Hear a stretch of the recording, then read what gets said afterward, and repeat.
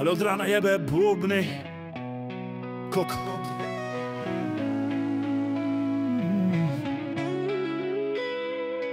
Debil vyjebaný, debilský, ja si televízor zoberiem a pôjdem na rieku Nitru pozerať skrz toho kokota vyjebaného, skurveného. A toto není možné, tam sa nedá televízor kúkať v izbe. Nič inšie nemôžem počuť, len bubny od rána.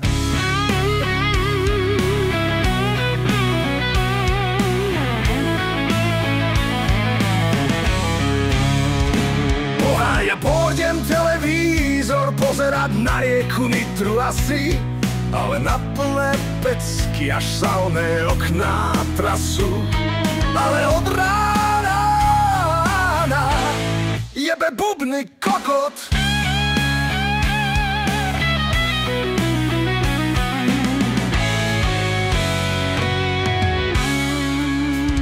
Kurva, ja dám každému pokoj, a tu ti len do prieku robia furt.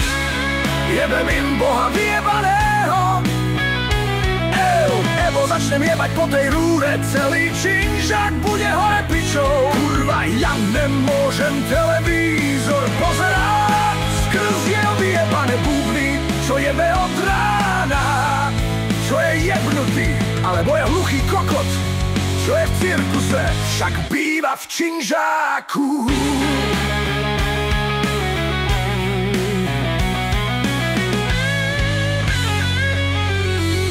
Kurva, ráno kríky strihám, nikoho si nevšímam, v piči som. Prídem domov a nemôžem televízor kúkať, lebo som jak u kokotov, jak v cirkuse, keby som bol. Pôjdem do kína na šiestu kvôli jeho bubnám. Tak nech to počúva jak človek, nie ako magor, čo má tlmiče v ušiach, alebo má nasraté potom. A keď to sem počuť, tak tam sa nemôžu potom ani vyprávať, jak sa tam môžu vyprávať, keď im to tak jebe. Však tá je sprostá, od toho tá je načisto, ojebaná z toho. A nech si v obývačke jebe, tam nikto nebýva pod ním.